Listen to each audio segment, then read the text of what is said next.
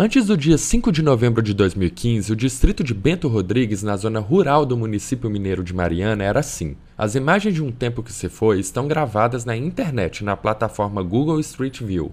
Tudo mudou quando o rompimento da barragem de Fundão, pertencente à mineradora Samarco, liberou um indomável volume de rejeitos de minério. A lama que devastou a vegetação nativa e poluiu a bacia do Rio Doce deixou Bento Rodrigues assim. 19 pessoas morreram na maior tragédia ambiental do país. O pedreiro Charlie do Carmo Batista, de 23 anos, morador de Paracatu, um outro distrito que também foi devastado, lembra detalhes daquele dia que mudou sua vida de forma definitiva. Por volta de 5 e pouquinho, eu tenho um irmão que trabalha na própria Samarco e ele ligou lá pra gente lá em Paracatu falando que a barragem tinha estourado.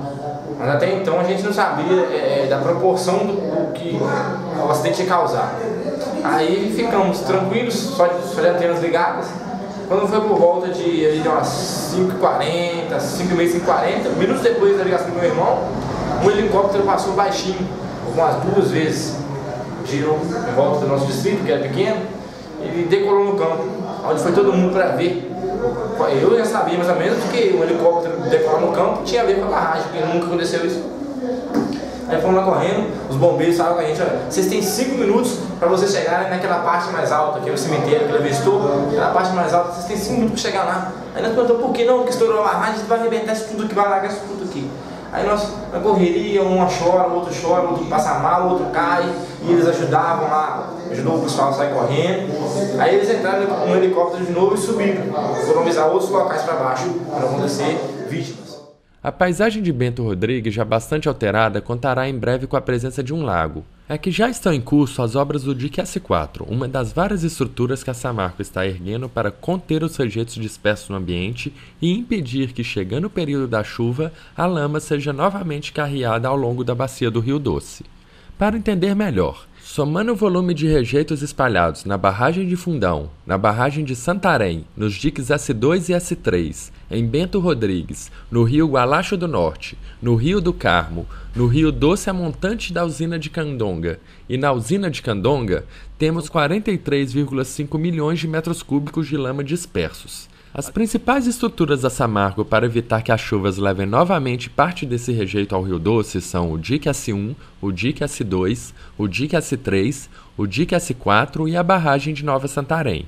O dique S4 poderá armazenar 1,05 milhão de metros cúbicos. A conclusão prevista é janeiro de 2017.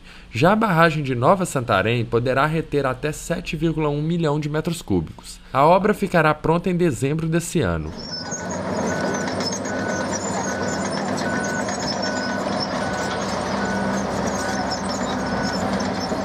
O dique S4 foi liberado pelo governo de Minas Gerais em um decreto do dia 21 de setembro. A Samarco foi autorizada a entrar em terras de terceiros para erguer a estrutura que irá alagar parte do distrito. O governo justifica a autorização alegando se tratar de uma obra necessária e emergencial.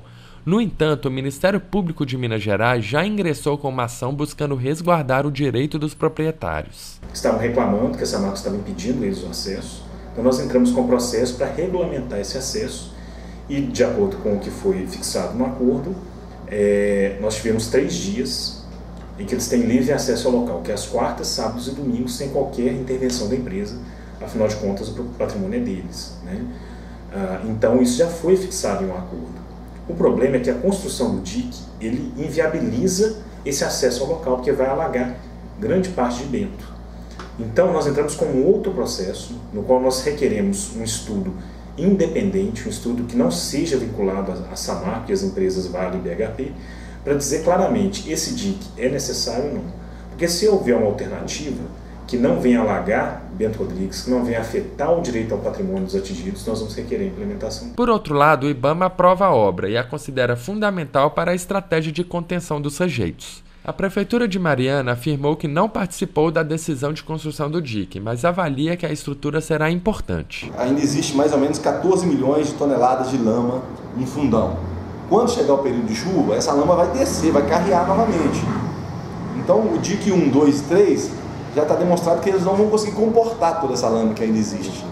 Então há necessidade do dique S4 para que não chegue aos demais municípios e se torne uma nova tragédia. Há a preocupação de minimizar o impacto no próprio Bento, porque ali é a história das pessoas e as histórias têm que ser respeitadas. Então, para nós foi apresentado que esse DIC S4 não vai trazer prejuízos aonde foi o Bento, aonde foi a igreja, que para nós que conhecemos é o local inicial. Uma pequena parte do Bento vai vir água, mas a grande parte do Bento não seria tomada pela lagoa que vai se formar lá. Um dos receios manifestados pelo Comitê dos Moradores de Bento Rodrigues e Paracatu é de que o DIC S4 seja depois reaproveitado pela mineradora e se transforme em uma barragem definitiva para a volta das atividades de extração de minério. O engenheiro civil da Samarco, Eduardo Moreira, nega e garante que o objetivo é apenas conter os rejeitos. Isso não tem assim, do ponto de vista técnico, né, é até ilógico, quer dizer, seria muito melhor do ponto de vista técnico, construir barragens a montante. Não lá no S4, é uma barragem que vai ter 8 metros de altura, não tem capacidade nenhuma de reservatório. Então, a estrutura, né, essa estrutura toda, nós estamos 100% voltados a garantir a estabilidade das estruturas e conter o máximo de rejeito remanescente. O geógrafo Roberto Franco levanta ainda um outro problema, um fenômeno natural que poderia alterar ainda mais a paisagem do distrito. Roberto integrou um grupo de pesquisas da Universidade Federal de Minas Gerais e da Universidade Federal de Juiz de Fora, que realizou uma expedição na Bacia do Rio Doce, de Regência no Espírito Santo a Barra Longa em Minas Gerais. O relatório dessa expedição vem sendo utilizado pelo Ministério Público de Minas Gerais para fundamentar suas ações. Essa questão do solapamento que existe na barragem, a erosão lateral, com a seca, o nível da água baixa, com a chuva ele aumenta. E, ele, consequentemente, nas laterais das barragens, ele traz consigo muito material da encosta. E é muito comum você encontrar erosões em áreas estáveis, com terra com solo bom. Mesmo com solo bom, essas erosões acontecem. No caso do rejeito da Samarco é uma incógnita, porque o rejeito é muito fino, a higroscopia dele é alta, ele se liquefaz ele mesmo, é algo muito difícil de trabalhar.